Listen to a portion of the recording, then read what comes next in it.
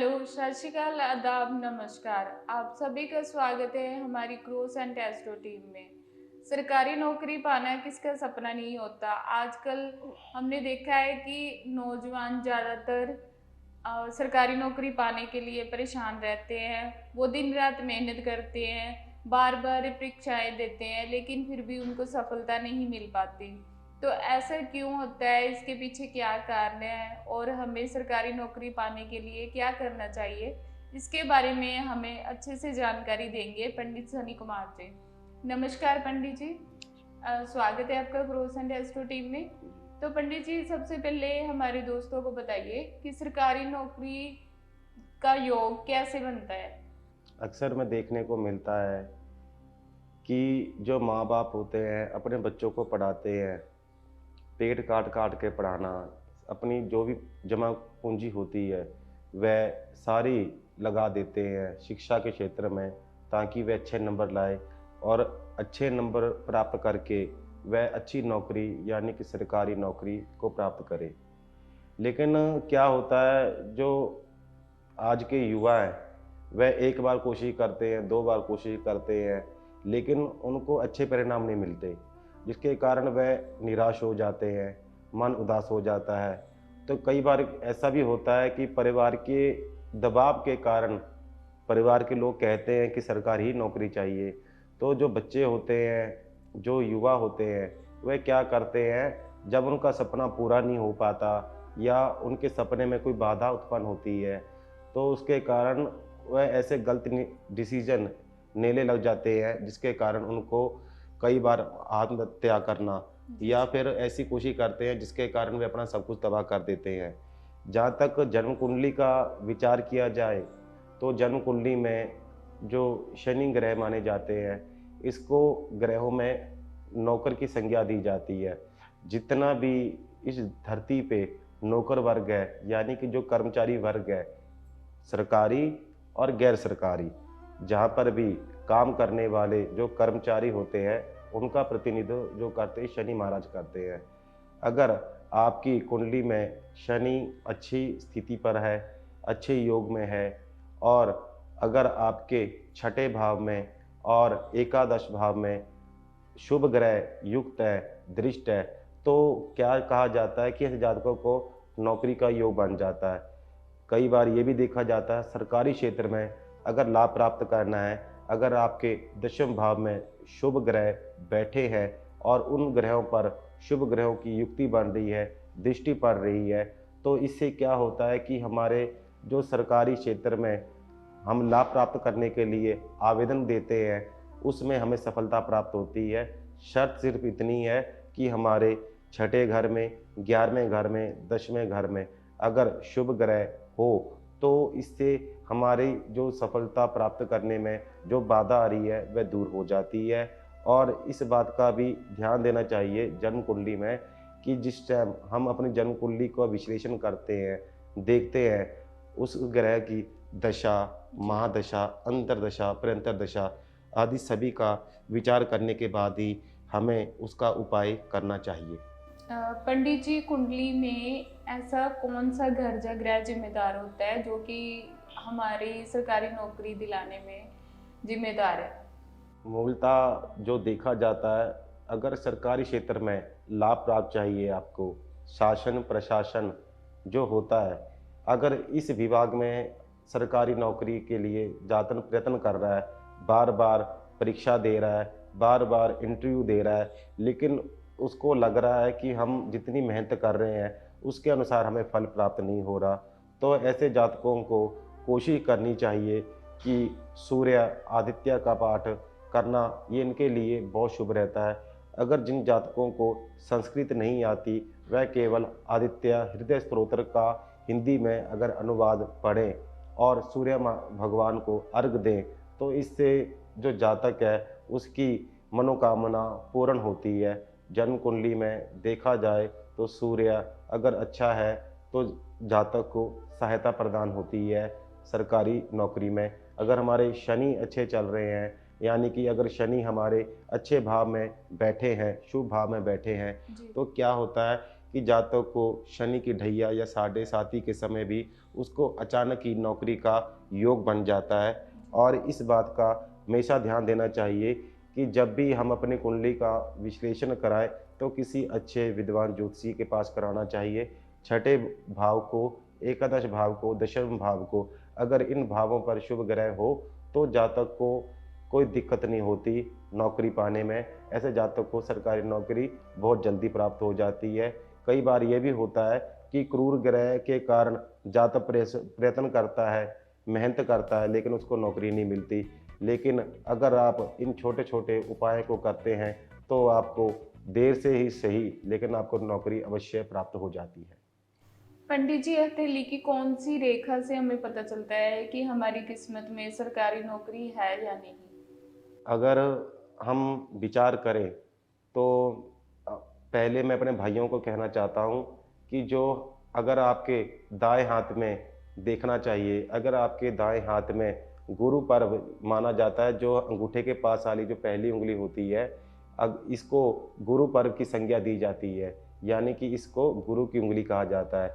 अगर इस उंगली के जो पर्व होता है गुरु पर्व के नीचे अगर आपको क्रॉसिंग का निशान दिखाई दे, यानी कि दो लाइनें जो आपस में कटाई दे रही हैं, काट रही हैं गुरु पर्व के नीचे, तो ऐसे जातक को नौकरी का योग माना जाता है।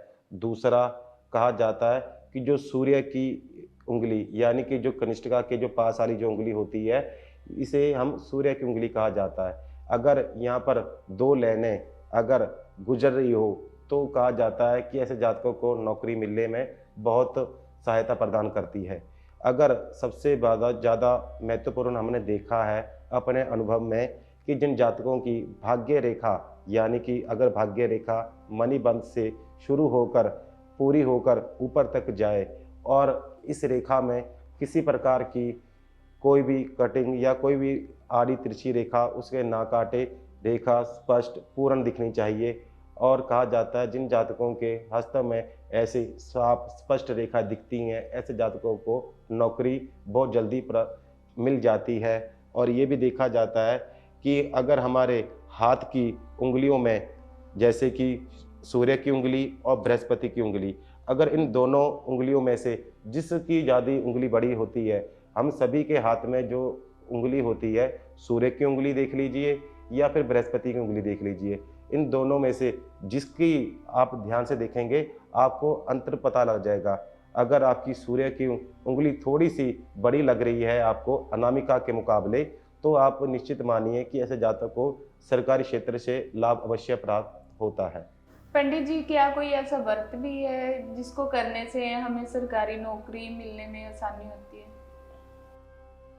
जिन जातकों को सरकारी क्षेत्र में या फिर नौकरी में बाधा आ रही है, या जिन दोस्तों का ये सपना होता है कि हमें नौकरी मिले सरकारी क्षेत्र में, क्योंकि क्या होता है कि सरकारी क्षेत्र के लोगों के बारे में ये कहा जाता है कि जिस जातक को सरकारी नौकरी मिल जाती है उसका मान सम्मान विशेष होता है, गांव में शहर में उसकी इज्जत मानी जाती है।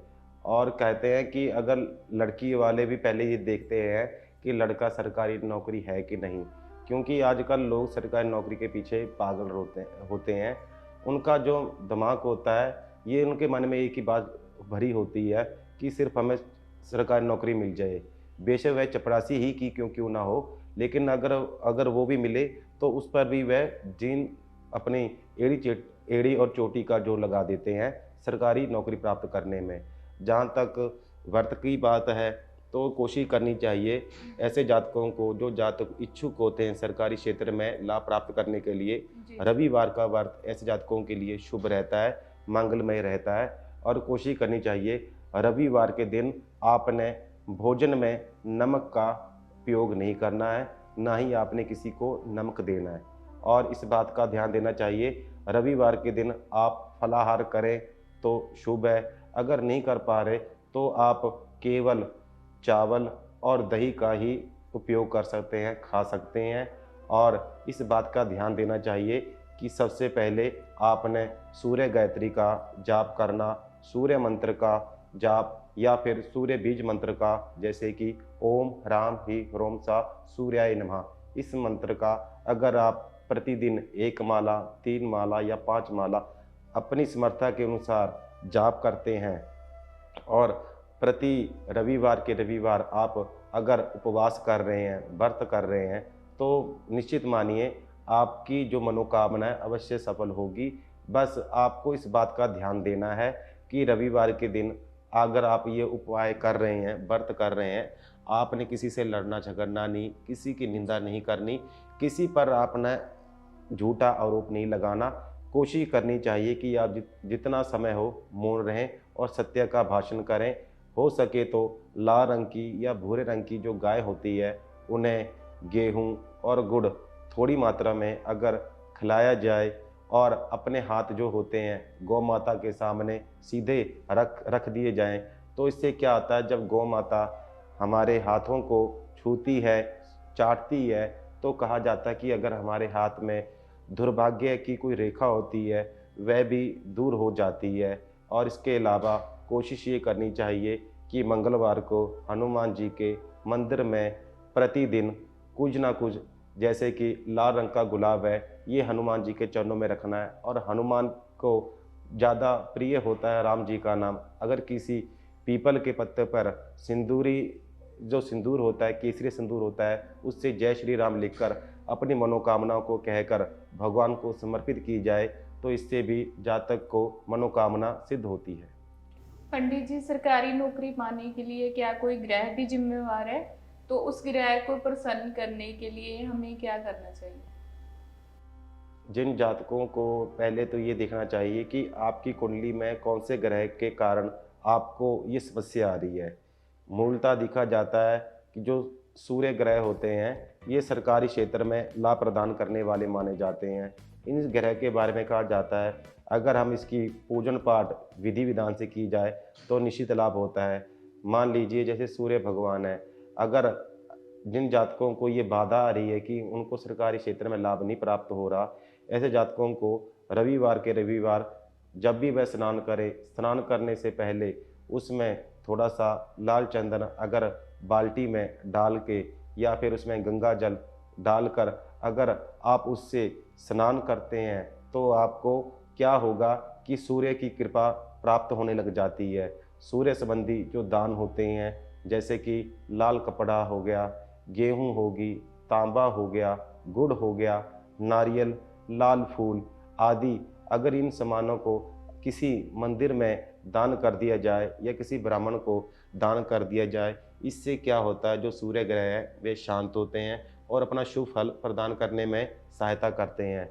कोशिश करनी चाहिए अगर जातक सामर्थ्य है तो उनको माणिक्य रत्न धारण करना भी शुभकारी होता है।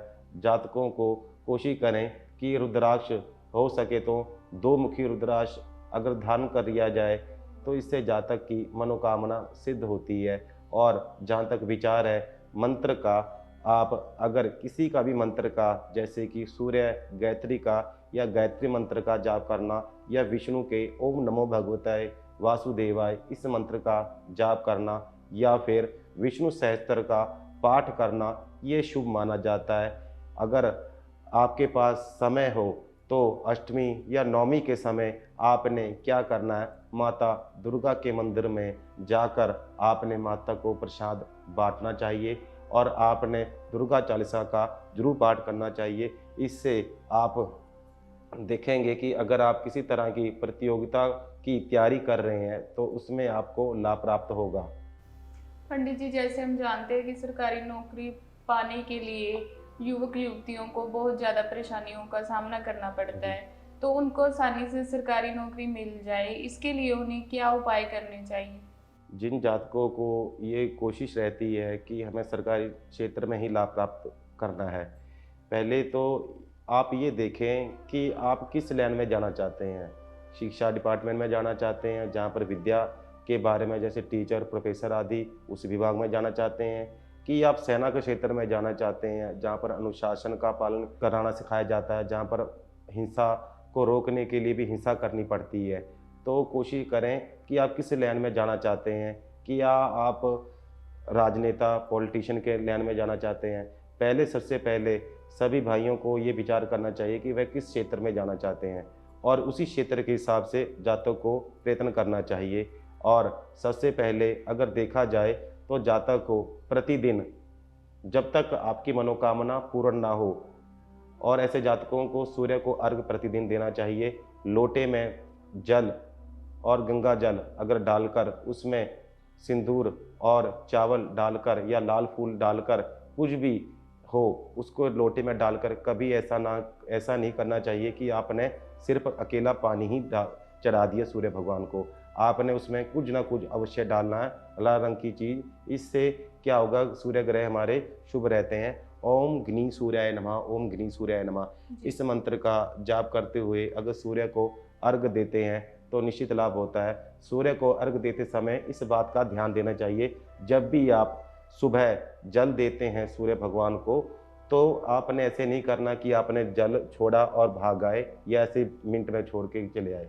नहीं, आपने पूरा विधि से करना है, क्योंकि कहा जाता है अगर आपकी शुरुआत अच्छी है तो आपका आधा काम तो पहले ही खत्म हो गया। अगर आपकी शुरुआत ही गलत है तो सभी काम गलत हो जाता है। जब भी आप सूर्य को अर्घ देते हैं, ओम ग्नी सूर्याय नमः, ओम ग्नी सूर्याय नमः, इस मंत्र का जाप अवश्य करें सूर्य के सम्मुख। और लोटे से जब आप जल अर्पण करते हैं ऐसे हाथ, तो जब जल गिर रहा है तो उस जल के बीच में सूर्य को देखने की कोशिश करनी है। आपकी दोनों आँखों का ध्यान उस जल पे धारा पे होना चाहिए और कोशिश करनी चाहिए कि उस सूर्य को देखें। आप देखेंगे कि आपको जल में जो सूर्य दिखाई देंगे उसकी 7 किरणें आपको दिखाई देंगी। बस आपने उस सूर्य का ध्यान करना है जो उस जल में से दिखाई दे रहा है। और इस बात का भी ध्यान देना है आपने कि जो जल है वो आपके पैरों में ना लगे। और जब भी आप सूर्य को अर्घ दें, ओम ग्नी सूर्याय मंत्र का जाप करते हुए, उसके बाद आपने सूर्य भगवान से साफ साफ अपने शब्दों में ये बात कहनी है कि हे प्रभु, जो मेरे लिए शुभ और श्रेष्ठ है केवल वही फल मुझे प्रदान करें। और अपना नाम, अपना गोत्र और अपने पिता का नाम ये उच्चारण करने के बाद अपनी समस्या साफ साफ, जैसे एक व्यक्ति को हम अपनी समस्या बताते हैं, उसी प्रकार सूर्य भगवान के सामने सम्मुख खड़े होकर या बैठकर अगर आप अपनी समस्या का निवारण के लिए निवेदन करते हैं तो जातक की मनोकामना अवश्य पूर्ण होती है। पंडित जी, आपने हमारे नौजवान दोस्तों को उनका सपना पूरा करने के लिए क्या करें उसके बारे में बहुत अच्छी जानकारी दी। उसके लिए आपका क्रॉस एंड एस्ट्रो टीम की तरफ से बहुत बहुत धन्यवाद पंडित जी। मिलते हैं जल्दी नेक्स्ट वीडियो में।